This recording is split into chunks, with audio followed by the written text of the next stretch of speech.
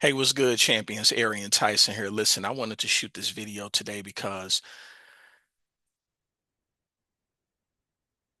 I want to encourage you today, and I want to give you something that's worthwhile, and I'm going to give you a couple strategies for dealing with the difficult people. And this goes across the board. It doesn't matter whether they're folks that you work with, whether they're family members, whether they're friends, whether they're enemies, whether they're acquaintances, the list goes on and on, whether it's people you live with, regardless of age. Because it doesn't matter if they're a child, it doesn't matter if they're an adult, doesn't matter. Difficult people exist regardless of age. And I want to share with you some strategies. I'm going to give you three strategies for dealing with difficult people. And if you get value from this video, feel free to like, comment, and share this video. Sometimes we have to cordially deal with people who yell at us, who interrupt us, who cut us off in traffic, talk about terribly distasteful things. The list goes on and on. And these people violate the way we think people should behave. And sometimes their behavior deeply offends us, whether they care or not. One of the things that really gets up under my skin is when people call themselves picking on me because that's what they like to do. Just because you like to do it doesn't mean that you should do it, particularly if I have articulated that I don't want this done. Now, they'll cry victim or cry wolf when I decide to rise up, respond, or if I'm pushed, depending on the situation, give them a piece of my mind. And then wonder, where's all this coming from? It's called poking the bear. When you keep poking the bear, what's going to happen is that bear is going to rise up and all bets are off after that. So people love to push you. They love to press your buttons, but then want to sit up and play run the victim Olympics when things go south, which is hilarious to me. But what I've also learned is if we let these people get to us again and again, we will be upset and offended far too often. So what else can we do beyond calming ourselves? Now I get it. These strategies are not one size fits all, but I'm going to share them with you anyway because they have helped me along the way.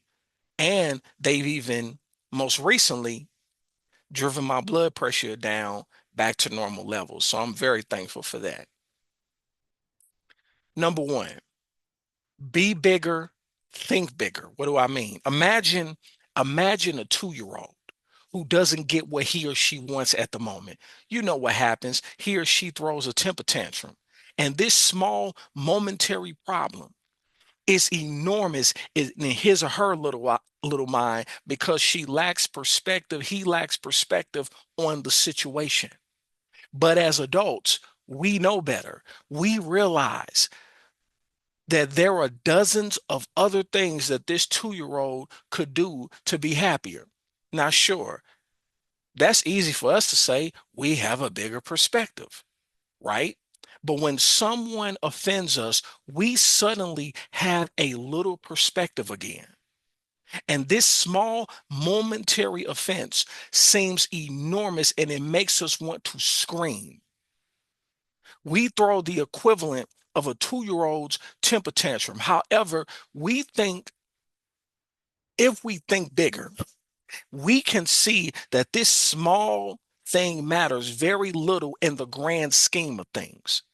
It's not worth our energy.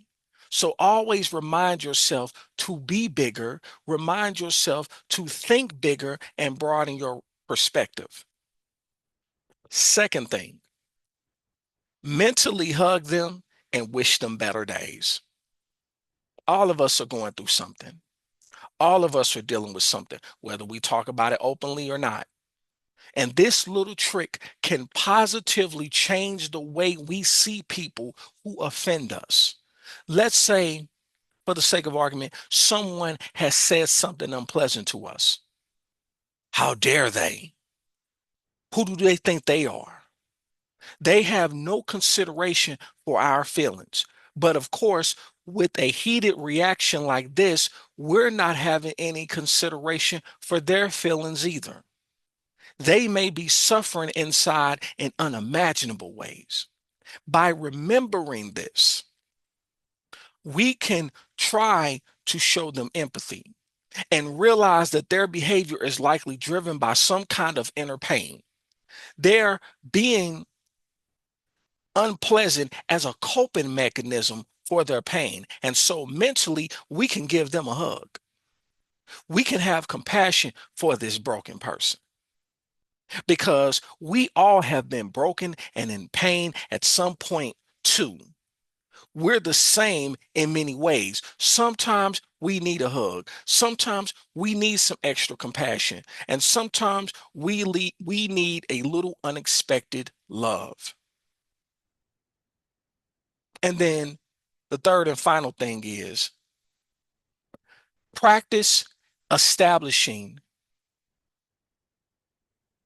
healthy and reasonable boundaries. Matter of fact, be proactive about it. Don't wait for something to come up. Be proactive about it. Practice becoming more aware of your feelings and your needs.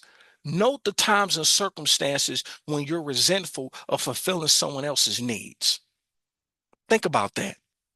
Gradually build boundaries by saying no to gratuitous requests that cause resentfulness in you. Now, of course, this will be hard at first because it may feel a bit selfish. But if you've ever flown on a plane, you know that the flight attendants instruct passengers to put on their own oxygen mask before attending to others, even their own children.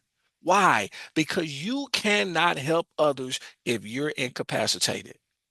In the long run, proactively establishing and enforcing healthy and reasonable boundaries with difficult people will be one of the most charitable things you can do for yourself and for those you care about. And these boundaries will foster and preserve the best of you so you can share the best of yourself with the people who matter most, not just the difficult ones who try to keep you tied up, who think that the world revolves around them, or who thinks that they're the center of the universe.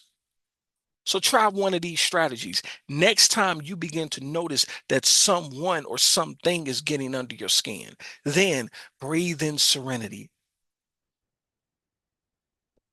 Armed with the comforting knowledge that there's no reason to let someone else's behavior turn you into something that you're not.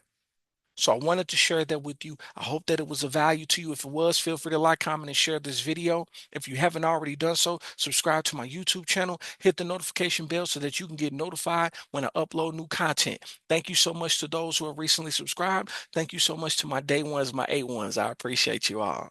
As always, in life, you have two choices. You can make moves or you can make excuses, but you most certainly can't do both. It's yours truly, Arian Tyson, and I will talk to you in the next one. Peace.